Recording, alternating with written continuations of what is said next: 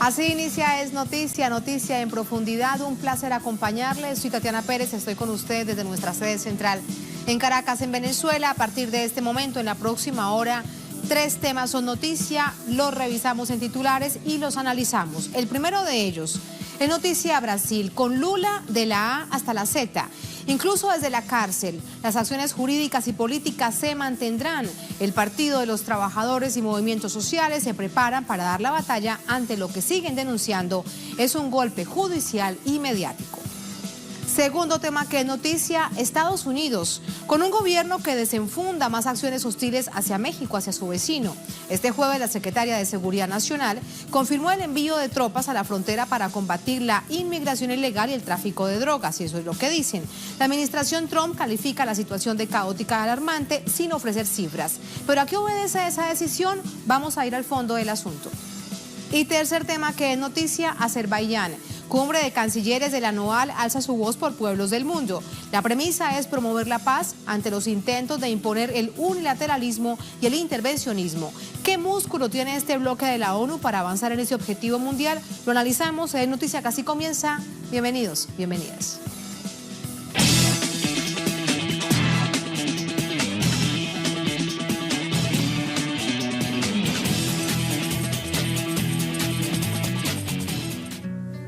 Creyera en la locura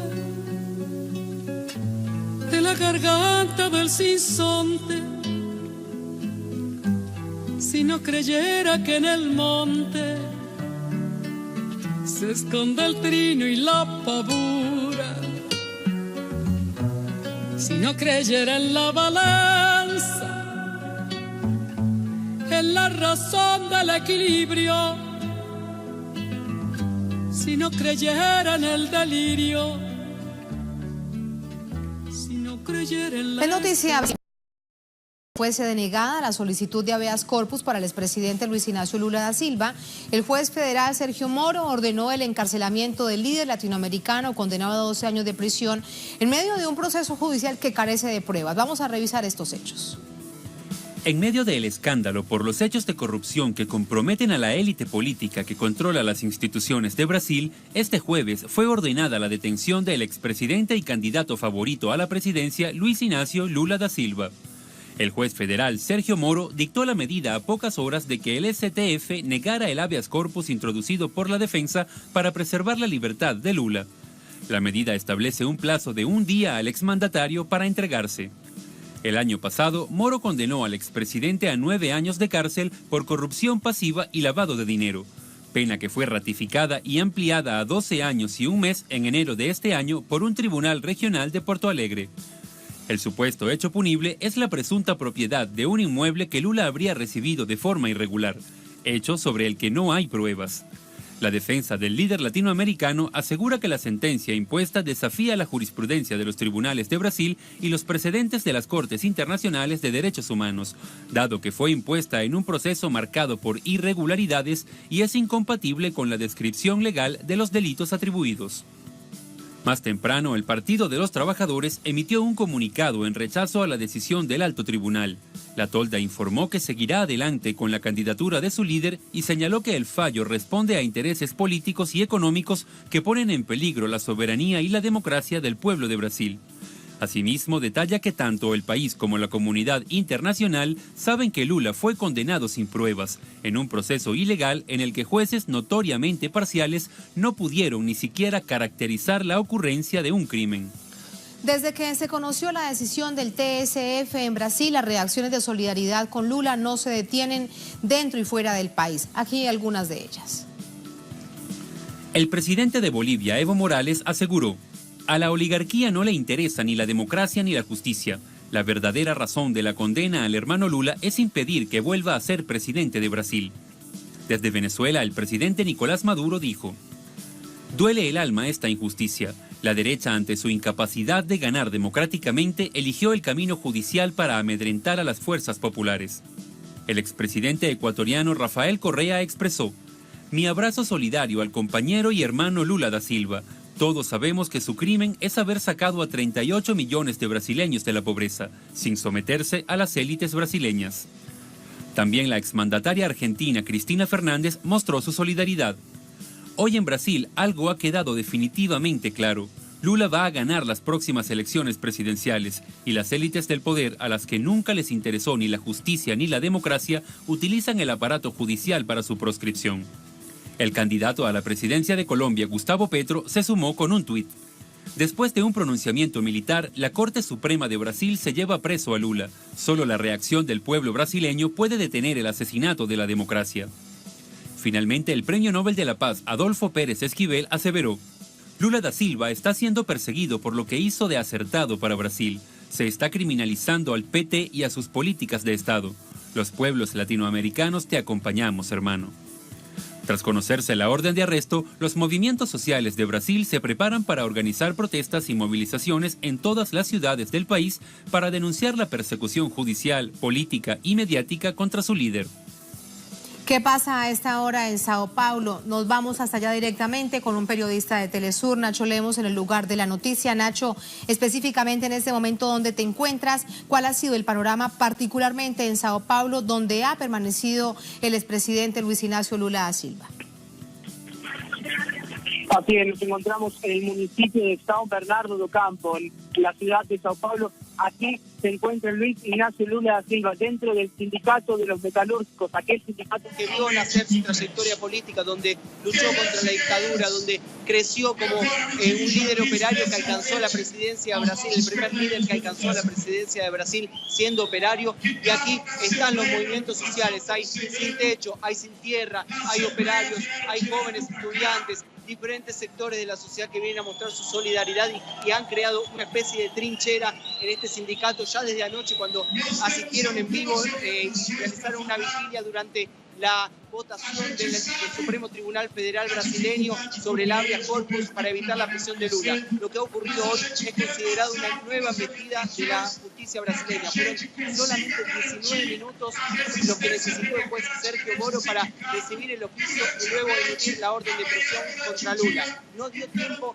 a los embargos que tenían lugar a ser presentados por la defensa de Lula, y que mismo inclusive sectores de la derecha, de medios hegemónicos de comunicación, aseguraban que la prisión de Lula solo sería posible a partir del próximo martes. Sin embargo, todo se adelantó. El juez Sergio Moro emitió antes este pedido de prisión para evitar que haya un posible recurso y una posible escapatoria ante Luis Ignacio Lula da Silva, ante la condena que había sido impuesta por ese juez y que fue extendida a 12 años de prisión por el Tribunal Cuarto de Porto Alegre. Aquí se manifiestan los movimientos sociales, pretenden quedarse aquí rodeando la sede del Sindicato de Metalúrgicos de Sao Paulo junto a Luis Ignacio Lula da Silva. Estudios. ¿Quién habla en este momento? ¿Qué dicen? ¿Cuál es la expresión que se genera durante esta noche? En este momento justamente habla Guilherme Boulos del movimiento de trabajadores sin techo, que justamente ha crecido mucho en esta zona periférica de la ciudad de Sao Paulo, por la gran cantidad de viviendas ausentes para la población brasileña. 6 millones de viviendas en déficit en Brasil. Y para eso ha sido muy importante el programa habitacional de Casa Mi Vida, y que ha sido implementado durante el gobierno de Lula da Silva y Dilma Rousseff. En ese sentido, el movimiento sin techo retribuye la solidaridad del Partido de los Trabajadores con estas personas sin techo, y aquí está manifestando su apoyo a Luis Ignacio Lula da Silva. También hay sectores del movimiento sin tierra brasileño, campesinos sin tierra. Desde ya ayer había sectores de afectados por las hidroeléctricas, por las mineras, diferentes sectores. Aquellos nadie que nombraba Eduardo Galeano, podemos nombrar uno por uno, están todos aquí manifestando su apoyo a Lula da Silva frente al Sindicato de los Metalúrgicos de Sao Paulo. Lo que sucede esta noche allí en Sao Paulo. Gracias, Nacho. Muy buenas noches. Y nuestro periodista se queda allí en este lugar, muy pendiente de lo que suceda. Si en algún momento ya estuvo frente a este pueblo que se reunía de manera espontánea el expresidente Luis Ignacio Lula da Silva, veremos qué sucede más adelante. Vamos con el análisis. Vivian Fernández, editora de la página Brasil de Fato, de Movimientos Sociales desde Sao Paulo. Hola, Vivian, buenas noches. ¿Cómo estás? Vivian, ¿a qué se debe? ¿Cuál es la interpretación que tú en particular percibes, además como periodista, de esta premura del juez Sergio Moro? Bueno, nos pegó de sorpresa la decisión de Moro de un día después de la decisión del STF, el Supremo Tribunal Federal de Brasil, porque pensábamos que iban a respetar último recurso que la defensa de Lula tiene en la segunda instancia, o sea, el TRF4, el Tribunal Regional de la Cuarta Región. Pero el juego es político. Además que hablemos sobre las circunstancias judiciales, jurídicas del caso, lo que pasa es que Moro desde el principio tiene como objetivo, como reto, a prender a Lula. Así que es una sorpresa, pero una sorpresa por la velocidad. No que no esperábamos que iba a pasar la presión de Lula, que tiene como objetivo no dejar que él sea el candidato a las presidenciales que va a pasar en octubre en Brasil. ¿Quién es el juez Sergio Moro? Lo hemos escuchado desde el año anterior, en particular estos primeros meses del año 2018. ¿Quién es y de qué manera ejecuta todo este proceso judicial en contra del expresidente Lula? El juez Sergio Moro es un profesor de la Universidad Federal del Sur de Brasil, la Universidad Federal de Paraná. Es un juez de primera instancia, o sea, del nivel más bajo de los jueces, y a él le tocó el caso de Lula en el marco de la operación Lava Jato. Pero además de ser un juez, de ser un jurista que tiene que supuestamente preservar la imparcialidad de la justicia, él se apunta como un político. Así que siempre en las tapas de las revistas, siempre surge él con una declaración polémica, surge el juez Sergio Moro con cerca de él candidatos y diputados y gobernadores de derecha de Brasil, y él tiene también intenciones políticas de candidatarse un día a algún cargo importante del país. Las revistas de derecha siempre dicen que puede ser candidato a presidente un día, no sé si para estas elecciones, creo que no. Y también se pone la cara de superhéroe del combate a la corrupción. Incluso la gente cree en eso a veces, porque es tan manipulada la noticia acá en Brasil de los medios de comunicación de derecha que ponen al juez Sergio Moro, que simplemente es un juez de primera instancia, lo ponen como un superhéroe, como va a combatir la corrupción en Brasil y tiene pretensiones políticas claramente. Vivian, y esta acción, digamos, esta postura publicitada del juez Sergio Moro, digamos, esta estrategia que plantea desde lo político y desde lo jurídico, ¿es de alguna manera por su propia decisión o hay alguien o algunos más detrás de él diciendo que así debe ser el escenario? Bueno, el golpe en Brasil empezó con Dilma y es un golpe que tiene el poder político, tiene partidos políticos de derecha, tiene partidos políticos de centro, de la media también, del poder judicial. La decisión de Sergio Moro no viene sola, viene como un conjunto de circunstancias, sea el aparato mediático, la principal figura es la Red Globo, que es el canal de televisión, periódico más importante del país por su audiencia, que incluso llama a manifestaciones de apoyo a Sergio Moro, a sus decisiones. Así que él no está solo, hay un aparato mediático, judicial, político, que promueve sus decisiones. Y es un proyecto político que nosotros evaluamos como neoliberal, que viene a ser aplicado otra vez más en Brasil después de una década, más de una década de gobiernos progresistas de izquierda. Ahora viene con fuerza este golpe. Y hay una declaración de un ex senador de Brasil que dijo, bueno, el golpe, por una llamada telefónica grabada, el golpe va a venir con la Suprema Corte, el STF, con el Poder Judicial, con todo. Así que es el escenario del golpe que se concretiza cada día más en el país. Así que, Vivian, pensar en que hubo una amenaza por parte del comandante general del Ejército la víspera para que se generara este nivel de presión y el TSF votara en contra del habeas corpus, ¿no es la lectura correcta? ¿Son parte de este golpe continuado en contra del Partido de los Trabajadores, en contra de gobiernos progresistas? Había una presión muy grande alrededor de la decisión del STF en Brasil. La declaración del general Eduardo Vilas Boas yo creo que fue más manipulada su declaración de lo que de hecho es un representante del sector de extrema derecha en las Fuerzas Armadas de Brasil. Su declaración fue infeliz porque viene una hora importante de Brasil, la víspera del juicio del habeas corpus de Lula, pero entrevistando a gente que analiza las Fuerzas Armadas en Brasil, entrevistando a diplomatas del país, nosotros llegamos a la conclusión que Eduardo Vilas Boas hizo una declaración infeliz, pero él no es un promotor de una intervención militar. Hay sectores, sí, de las Fuerzas Armadas que lo intentan, que lo plantean, pero es una declaración que fue utilizada por la Red Globo para presionar cada día más el Poder Judicial y también la opinión pública, que quedó como muy asustada, con razón, por una posibilidad de intervención militar, pero no viene en ese sentido. Yo creo que el golpe en Brasil no va a pasar por las manos de los militares, porque ya está pasando en las manos de los políticos, del Poder Judicial y de la Red Globo. Vivian, con respecto a las fuerzas militares, me hablas de un sector que sí podría en algún momento radicalizarse hacia la extrema derecha, incluso algunos hablan de unirse también a esos candidatos de la extrema derecha que lo plantean directamente, pero la pregunta es, ¿qué tanta fuerza tienen? ¿Hay músculo en este momento para eso? Dentro de las fuerzas militares yo creo que no. Hay un otro general que se llama Román, que él sí hace declaraciones de apoyo a una intervención militar y todo, que incluso es un general que tiene una visión política distinta, la de general Vilas Boas.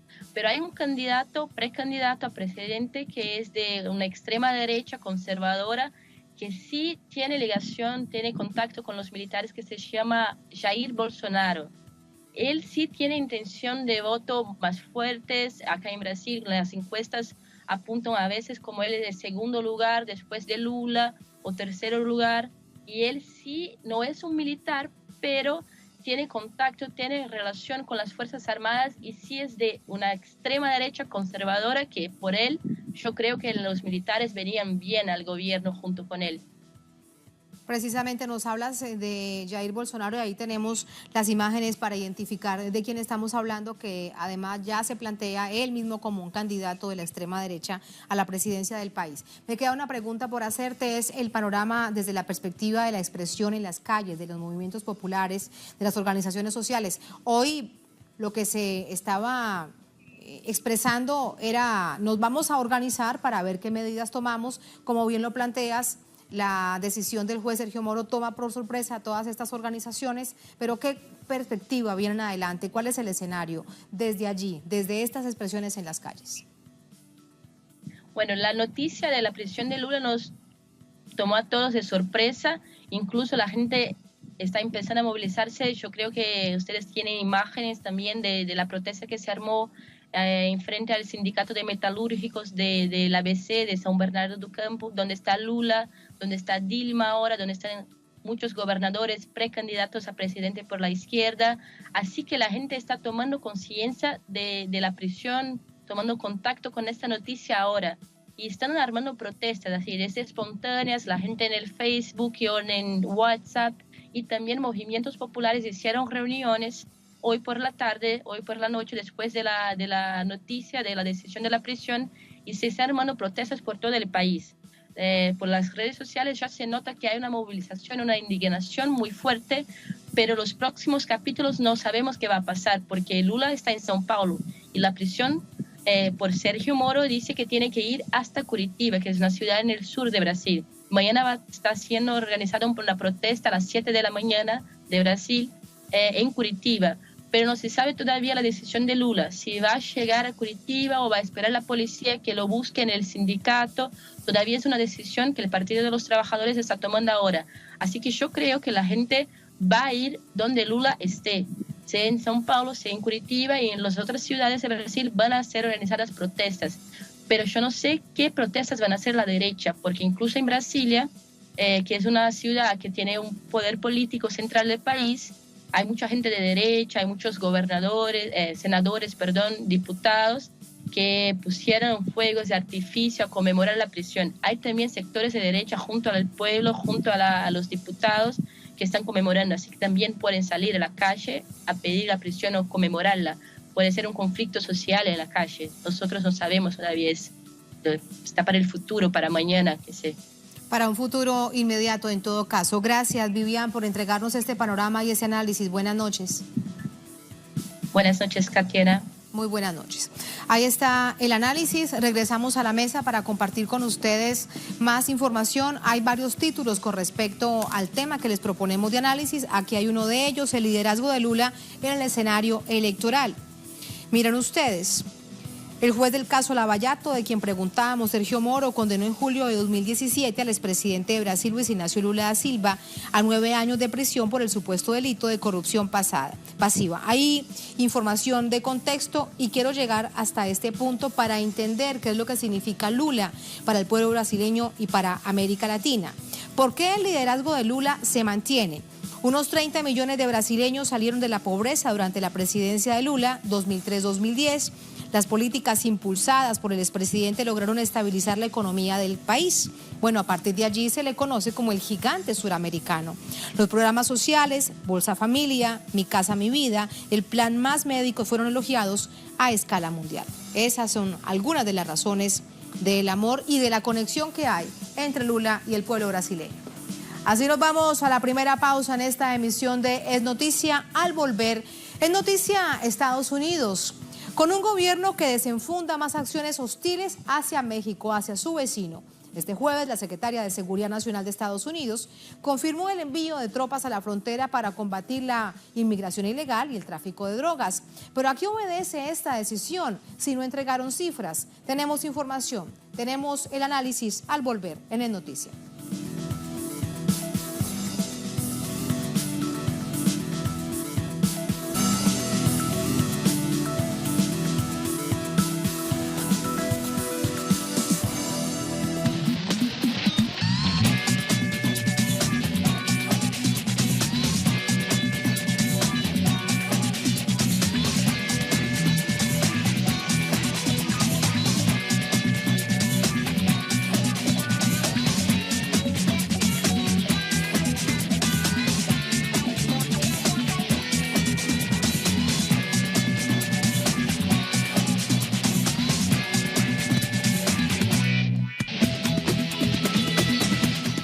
Noticia Estados Unidos. En un intento de marcar músculo ante el fenómeno de la inmigración que califica de intolerable, Donald Trump, el presidente de esta nación, dio luz verde al despliegue de efectivos militares en la frontera con México.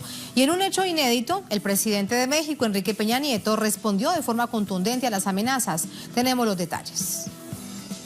El presidente Donald Trump firmó este jueves el documento que autoriza el despliegue de efectivos de la Guardia Nacional estadounidense en la frontera con México. Aseguró que vigilarán y procurarán la seguridad de la zona hasta concluir la construcción del muro. La secretaria de Seguridad Interna norteamericana, Kirstjen Nielsen, aseguró que se trata de evitar el ingreso de inmigrantes clandestinos a su país. Añadió que Trump dio 30 días al Pentágono y a las otras agencias del gobierno involucradas para que le presenten un plan de acción, por lo que aún no está claro cuándo se desplegarán los militares, cuántos serán, ni cuál será el costo y la duración de la operación. La decisión de Trump llegó después de días de quejas por el desplazamiento de una caravana de más de 1,000 centroamericanos que denuncian los atropellos a inmigrantes y las condiciones de pobreza y violencia por las que abandonan sus países. El 26 de marzo cruzaron la frontera entre Guatemala y México para seguir hacia Estados Unidos, pero este miércoles desistieron de seguir su camino. La Casa Blanca evitó relacionar el anuncio con este caso, aunque en un comunicado el fiscal general Jeff Sessions celebró el éxito de los esfuerzos de Trump para detener a los inmigrantes. La tarde de este jueves, el presidente de México, Enrique Peña Nieto, respondió a las amenazas de su homólogo estadounidense. Presidente Trump, si usted quiere llegar a acuerdos con México, estamos listos. Como lo hemos demostrado hasta ahora, siempre dispuestos a dialogar con seriedad, de buena fe y con espíritu constructivo. Si sus recientes declaraciones derivan de una frustración por asuntos de política interna, de sus leyes o de su Congreso, diríjase a ellos, no a los mexicanos. No vamos a permitir que la retórica negativa defina nuestras acciones. Además, el Senado mexicano solicitó al gobierno finalizar la cooperación bilateral con los Estados Unidos sobre migración y lucha antidrogas. El Senado de la República exige al presidente Donald Trump respeto al pueblo de México. Condena las expresiones infundadas y ofensivas sobre México y los mexicanos y demanda el trato que requiere la relación entre países vecinos, socios y aliados. Donald Trump no es el primer presidente estadounidense que envía militares a la frontera con México. George Walker Bush lo hizo en 2006 y Barack Obama en 2010. La franja de más de 3.000 kilómetros que separa a ambos países es una de las más resguardadas del mundo. Las barreras ya existen. Muros alambrados y vallas se despliegan a lo largo de 900 kilómetros entre los estados de California, Arizona y Nuevo México. El estado que menos barreras tiene es el de Texas. En la zona hay más de 20.000 agentes de la patrulla fronteriza, incluyendo equipos caninos, patrullas a caballo y varias agencias federales, principalmente la DEA. Un contexto fundamental para entender esta coyuntura. Primero vamos hasta Washington con Alina Duarte. Alina, muy buenas noches, adelante.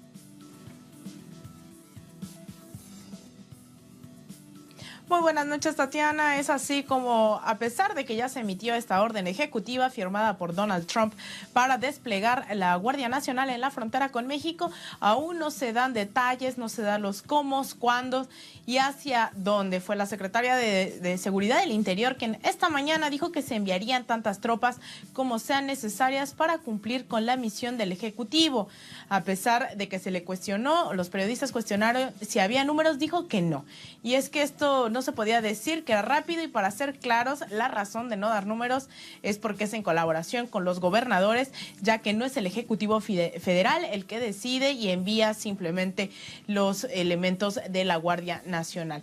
Esto fue recalcado más tarde por la vocera del Departamento de Defensa, Dana White, quien dijo que los esfuerzos de la Guardia Nacional, tratando de aclarar un poco, incluirían la ingeniería aeronáutica, la vigilancia, comunicaciones, mantenimiento de vehículos y apoyo logístico.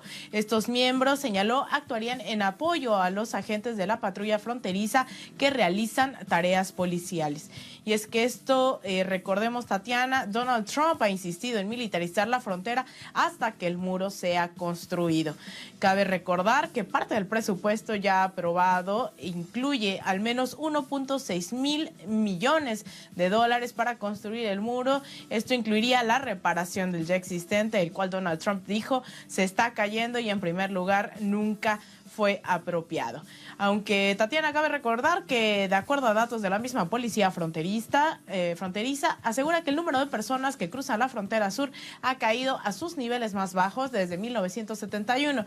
Es decir, los dichos de Trump diciendo que esto representa una amenaza a la seguridad nacional no se sostienen. A través de un comunicado emitido por la Casa Blanca, recordaron también que no es la primera vez en la historia reciente estadounidense que la Guardia Nacional se desplegaría en la frontera, ya que Barack Obama lo hizo en el 2012, mientras George Bush autorizó 6,000 guardias como parte de la operación Jumpstart. La Casa Blanca fue bastante insistente, ya que si bien ha dicho al gobierno mexicano que no se trataría de guardias armados cumpliendo tareas migratorias, sí dijo que estas operaciones que antecedieron resultó en el arresto de más de 173,000 extranjeros en condiciones migratorias irregulares. Tatiana. Gracias, Alina. Y nos vamos ahora desde Washington hacia Ciudad de México con Eduardo Martínez. Hola, Eduardo, buenas noches.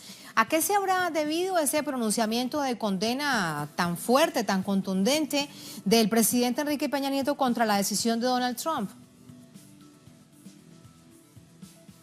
¿Qué tal, Tatiana? Un gusto saludarte. Pues hemos estado dando seguimiento a todas las declaraciones que se han vertido alrededor de todo lo que ha provocado los tuitazos, como aquí se les conoce ya, de Donald Trump, que empezaron desde el domingo pasado y han ido recorriendo toda esta semana hasta la firma de esa orden ejecutiva que, como ya lo mencionaba mi compañera Alina Duarte, pues envía a estas tropas de la Guardia Nacional hacia la frontera común. Y es que han han sido las declaraciones desde los candidatos a la presidencia, el Senado de la República, que como tú lo mencionabas también en la pieza que prepararon la producción de Es Noticia alrededor de este tema, pues fue un pronunciamiento unánime. Por mayoría, los senadores de las distintas fracciones parlamentarias que hacen vida en esa parte del Congreso mexicano, pues han señalado que hubo una actitud irrespetuosa por parte del presidente estadounidense Donald Trump, y puede ser que esas presiones por parte del Senado y también por los candidatos presidenciales hayan orillado al presidente Enrique Peña Nieto, quien ha sido acusado en distintas ocasiones de tener una posición tibia frente a Estados Unidos, sobre todo porque no podemos olvidar que Estados Unidos es el principal socio comercial de México. En este sentido, Tatiana, puedo decirte que los candidatos a la presidencia que se disputan ese máximo cargo de elección popular y que están programados los comicios para el próximo 1 de julio, coincidieron todos en rechazar las declaraciones del presidente estadounidense Donald Trump. El candidato de izquierda, Andrés Manuel López Obrador, señaló que no es con muros como se puede entablar una buena vecindad entre los dos países, y también señaló que, como ya lo había dicho en los días anteriores, México no será piñata de ningún país extranjero. Por su parte, el candidato de la derecha, que ahora hace una coalición con el partido de izquierda de la Revolución Democrática, el PRD, Ricardo Anaya, también llamó a la unidad de todos los mexicanos en torno a este tema para defender la soberanía de este país. En otro tono, el candidato oficialista José Antonio Meade se sumó a estos dichos de sus contrincantes y ha señalado que se debe de poner por encima los intereses de México. En el caso de Margarita Zavala, la candidata independiente a la presidencia, envió incluso una carta al presidente estadounidense Donald Trump para invitarlo al diálogo y que el tono de sus declaraciones tenga un cambio de manera rotunda y contundente para que pueda haber una construcción de vecindad también de manera más tranquila y en armonía. Así la situación que se vive por estos días aquí en México después de ese anuncio que realizara el presidente estadounidense Donald Trump. Tatiana, cabe mencionar que la caravana migrante continúa su paso hacia la capital mexicana. Los organizadores de esta caravana han señalado que el trabajo de las organizaciones no gubernamentales que les han dado acompañamiento llegará justamente hasta la capital mexicana. Después de aquí ya serán los migrantes quienes decidan cuál es la situación o cuál es el rumbo que tomarán, si decidirán quedarse en territorio mexicano o partir justamente hacia la frontera norte e intentar pasar del otro lado de la frontera. Ese es un punto importante para tener en cuenta, porque ya hemos visto cómo se ha intentado unir este asunto de la caravana, de la cantidad de gente que está avanzando, con la decisión tan intempestiva del presidente de los Estados Unidos. Me queda algo más por preguntarte brevemente, Eduardo, sobre el TLCAN. Nos has hablado de un hecho que es cierto: Estados Unidos es el principal socio comercial de México. ¿Cómo va? ¿Qué ha pasado con esas negociaciones? Teniendo de presente que cada que hay una situación tensa, el presidente Donald Trump dice que entonces no habrá TLCAN con Estados Unidos ni Canadá. Así es, Tatiana, justamente el primer Twitter que lanzara el presidente estadounidense Donald Trump el domingo pasado tenía que ver justamente con decirle a México que si no hacía nada por detener la caravana migrante, pues iba a salir del Tratado de Libre Comercio de América del Norte, que justamente se encuentra en renegociaciones en estos días. Ya se ha anunciado por parte de las autoridades mexicanas, de Canadá y de Estados Unidos que se ha suspendido la 8ª ronda de renegociaciones, y en lugar de esta ronda, habrá una reunión ministerial el día de mañana en Washington, donde se estarán discutiendo los puntos más álgidos que han impedido que se avance en esta renegociación de este acuerdo comercial que tiene vigencia desde 1994. Uno de los puntos más complicados es justamente las reglas de origen que tienen que ver con el sector automotriz, donde Estados Unidos intenta elevar una cuota de componentes nacionales que iría de un 62% hasta un 85%, lo cual el sector automotriz mexicano ha rechazado. Sin embargo, hay algunos analistas que ya están vislumbrando que el gobierno mexicano estaría aceptando esta tasa que está siendo impuesta por el gobierno de Estados Unidos. Algunos ven todas estas declaraciones del presidente estadounidense como una forma de presionar a México para que pueda ir, digamos, dando algunos beneficios en esta renegociación de este acuerdo comercial que, como muchos sectores sociales y productivos en este país han señalado, no ha dado beneficios contundentes para la economía mexicana. Tatiana. Así las cosas. Eduardo, gracias. Buenas noches. Buenas noches. Muy buenas noches. Allí estaba este recorrido con nuestros corresponsales en Estados Unidos y México. Vamos ahora con el análisis de nuevo hasta los Estados Unidos. Nos acompaña esta noche James Early, miembro del Consejo del Instituto de Estudios Políticos de Washington, D.C. Hola, profesor Early, buenas noches. Buenas noches. ¿A qué se debe, según el análisis que usted hace, esta decisión que toma de manera sorpresiva, sin entregar realmente información, el presidente Donald Trump, de mandar militares a la frontera o la Guardia Nacional? Hoy se ha dicho que puede ser entre 2.000 y 4.000, pero la verdad es que todo queda en el marco de las hipótesis. Bueno, como otros periodistas han dicho que no es la primera vez que un presidente de los Estados Unidos han declarado el uso de la Guardia Nacional en la frontera entre los Estados Unidos y México. Entre 2006 y 2008, George Bush emitió también una declaración a usar la Guardia Nacional. En 2010, también el presidente Barack Obama emitió también, y ahora es Donald Trump.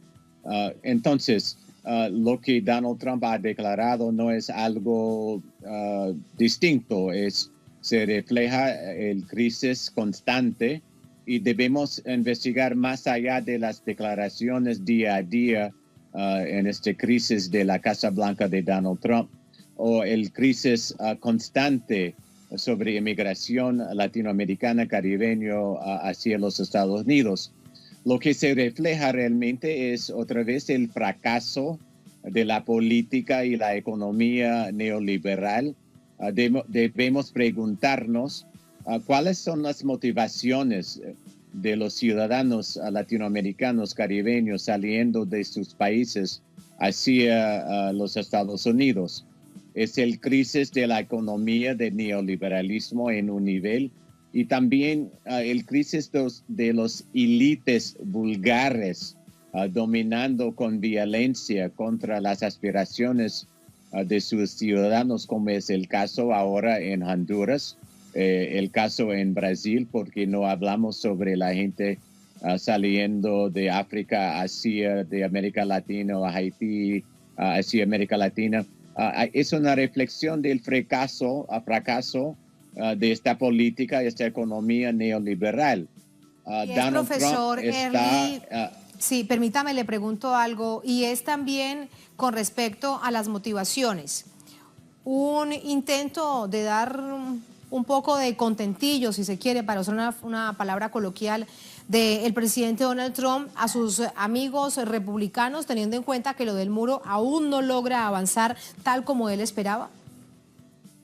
Pero él está frustrado, Donald Trump está frustrado porque el gobierno, el Congreso de los Estados Unidos, incluyendo los republicanos, no han asignado un presupuesto para construir el muro que Donald Trump dijo que el gobierno de México iba a pagar.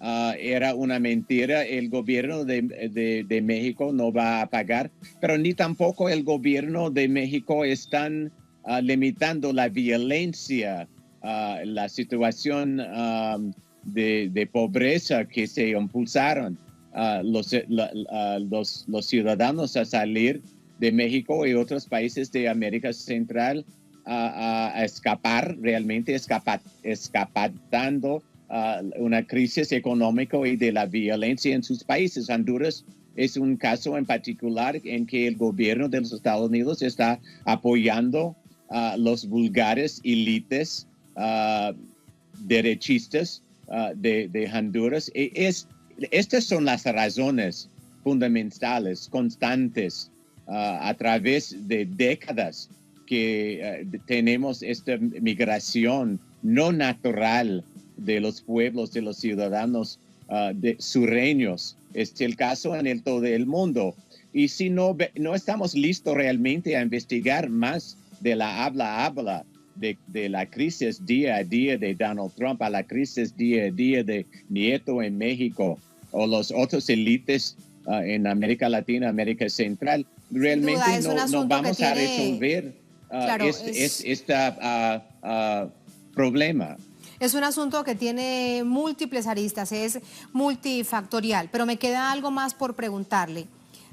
Con respecto a encontrar esos porqués de esta decisión, es cierto que otros presidentes la tomaron, en este caso hay distintas razones que usted nos está entregando y ayudando a analizar del presidente Donald Trump. La última sobre la que quiero profundizar, profesor Early, si se ha disminuido el nivel de inmigración ilegal, porque hay cifras desde ONGs del lado mexicano, desde el DF, que incluso las estaba contando nuestra corresponsal en Washington. ¿A qué se debe entonces si lo que se está viendo es que ha ido disminuyendo paulatinamente el paso ilegal por la frontera extensísima entre México y Estados Unidos? Bueno, la realidad que indica las estadísticas son los sin documentos aquí en los Estados Unidos está saliendo, regresando a sus países. Al mismo tiempo es el cambio de la estación. El otoño está llegando, es un tiempo mejor para gente a salir de sus países. Es algo constante cada año, no es algo particular o distinto sobre este momento. Y para los periodistas, los investigadores, simplemente a enfocar sobre las declaraciones cada día de Donald Trump o cualquier presidente de los Estados Unidos o cualquier presidente de la América Latina, América Central, sin de investigar más las circunstancias fundamentales, este fracaso de las políticas, la alianza entre los élites, entre todos los países. Tenemos en la ciudad de Miami, en Florida, por ejemplo, los élites de América Latina, de Colombia, de Venezuela, de todos los países centroamericanos, llegando cada día consumiendo sin problemas. No estamos enfrentando esta inmigración de consumidores de los élites, pero estamos enfocando sobre los pobres sin de examinar realmente las raíces fundamentales, que es el fracaso de los sirvientes públicos en sus políticas económicas y sus políticas públicas a resolver problemas adentro de sus países para sus residentes a quedar y a tener una inmigración más natural. Es como animales escapando los bosques cuando hay una crisis y ellos están corriendo porque no hay modos de sobrevivir dentro de sus propios países. Y si no queremos hablar sobre estas circunstancias, entonces realmente nos estamos sirviendo con información a ayudar a nuevos gobiernos a resolver este problema.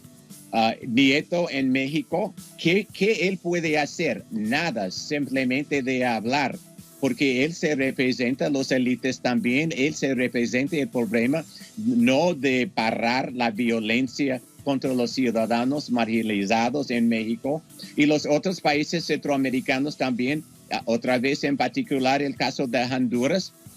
El golpe era apoyado por los Estados Unidos, el gobierno de Obama y todavía el gobierno de Donald Trump. Entonces es nuestra responsabilidad realmente de examinar los puntos más fundamentales porque tenemos esta crisis cada año. Y hay una contradicción aquí en los Estados Unidos. Sí. Algunos de los agroindustriales no quieren limitar inmigración de los pobres obreros a llegar en los Estados Unidos porque los estadounidenses no están asumiendo estas puestos como obreros en campos agricultores. Y en cambio, si lo hacen los centroamericanos reorientarnos a examinar este problema. Es un asunto que tiene, reiteramos, distintas aristas muy profundo y parte de esta coyuntura que plantea el presidente de los Estados Unidos, Donald Trump. Profesor Early, muchas gracias, un placer, buenas noches.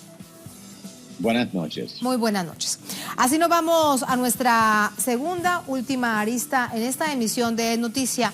Al volver en Noticia, Azerbaiyán. La cumbre de cancilleres de la NOAL alza su voz por los pueblos del mundo. La premisa, miren esto, promover la paz ante los intentos de imponer el unilateralismo y el intervencionismo. Y dejamos una pregunta planteada: ¿qué músculo tiene el bloque de la ONU para avanzar en ese objetivo? Lo analizamos al volver en el Noticia.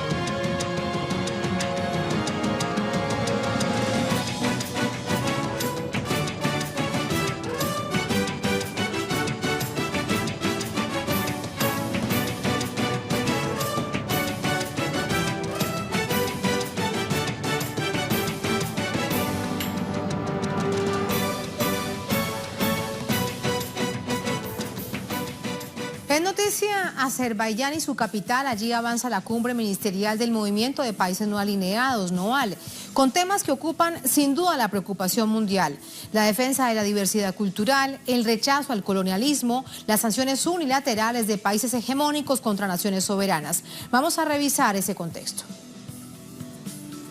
Los 120 países que conforman el movimiento de los no alineados buscan fijar posición para enfrentar nuevos retos en la geopolítica mundial.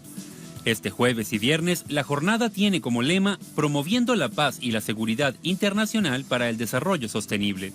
Desde la presidencia pro tempore, Venezuela, a través de su canciller Jorge Arriaza, hizo hincapié en la necesidad del respeto al derecho internacional y la soberanía de los pueblos. Hoy más que nunca se hace necesario reafirmar los principios de igualdad soberana, de no intervención en los asuntos internos, de integridad territorial de los estados, el respeto de todas las culturas, religiones, civilizaciones y el respeto de los derechos humanos y las libertades fundamentales, incluyendo los derechos a la paz y el derecho al desarrollo. Arriaza ha sostenido encuentros bilaterales con autoridades de India, Nepal, Laos, Myanmar y del país anfitrión con el propósito de afianzar acuerdos de cooperación.